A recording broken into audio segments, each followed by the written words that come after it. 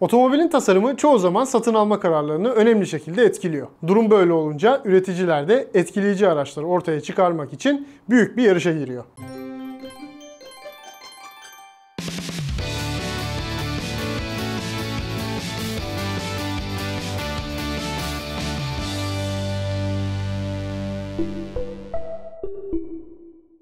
Aracın şık görünmesinin önemli bir kısmı da ön bölümünün duruşu. Bazı markalar bu açıdan bakıldığında modellerinin 4 yuvarlak fara sahip olmasını istiyor. Biz de bu araçların en şıklarını listeliyoruz. Aslında üretim tarihi boyunca sadece bir kere 4 farlı bir yüze sahip olan Integra en çok da bu görünümüyle dikkat çekmişti. İlk nesilde kapaklı farlar kullanan otomobilin ikinci nesil örnekleri ince uzun farlarla tanıtılmıştı. 1993 yılında yollara çıkan 3. nesilde farlar yuvarlak hallerini alsa da makyajla birlikte bu üniteler ikinci nesilde olduğu gibi ince uzun bir hal almıştı. Günümüzde BMW kontrolü altında olan İngiliz üretici ince led farlarla tanınsa da uzun süre Rolls-Royce'un yüzü 4 yuvarlak far taşıyordu.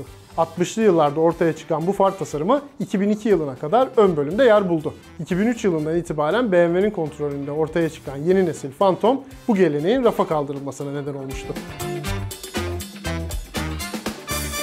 BMW'nin Rolls-Royce modellerinin yüzünden 4 farı silmesi kendi marka imajını güçlendirmek için olabilir. Zira Münih merkezli üreticinin tarihinde 4 yuvarlak farlı ön bölümler neredeyse her segmentte karşımıza çıkıyor. 3 serisinden 3 yıl önce piyasaya çıkan 5'in dörtlü farları diğer BMW modellerinde olduğu gibi günümüzde tek parça korumanın altına girmiş durumda. Ayrıca yine günümüzde yuvarlak yapısından da pek eser kalmadı.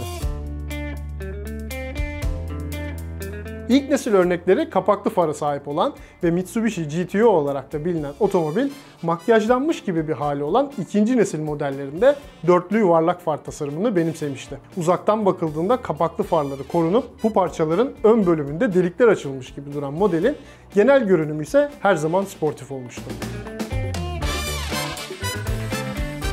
Japon GTO'sundan Amerikan'a geçiyoruz. Pontiac'ın GTO modeli aslında uzun süre 4 farlı olarak üretilmiş olsa da benim favorim 66 ve 67 yıllarında yola çıkanlar. Her iki yanda da üst üste yerleştirilen farlar bu dönemin muscle car kültürünün önemli bir parçası olmuştu. Muscle car demişken Chevrolet Corvette'e değinmemek olmaz. Araçların her sene makyajlandığı zamanlarda çift yuvarlak farla ortaya çıkan otomobil 1958 yılında 4 farlı yüze kavuştu. İkinci nesil modellerde kapaklı hale gelen bu farlar 3. nesilde de aynı şekilde korundu. Bense hangisini daha çok beğendiğime karar veremedim. Siz ne dersiniz?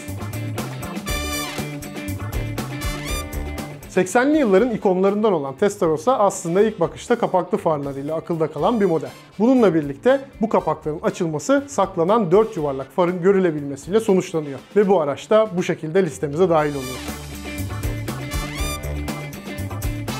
Alfa Romeo'nun kardeş ikilisi de Testarossa gibi Pininfarina tarafından tasarlanmış. 1993 yılında ortaya çıkan yüzleri kaput altına gizlenen 4 yuvarlak farla ölümsüzleşen araçlardan GTV, 2+2 oturma düzenine sahip bir kupe, Spider ise bir roadster'di. Ford'un Avrupa pazarlarında sahip olduğu sportif imajı yaratmakta büyük katkısı olan Capri'nin 3. nesil örneklerinin tamamı 4 gözlüydü. Bununla birlikte benim favorim olan ve listeye aldığım Capri, ilk neslin 1972 yılında gördüğü makyajla ortaya çıkmıştı. Operasyonla birlikte aileye katılan dörtlü far tasarımı 3000 GXL ve RS 3100 isimli versiyonlarda standart olarak sunuluyordu.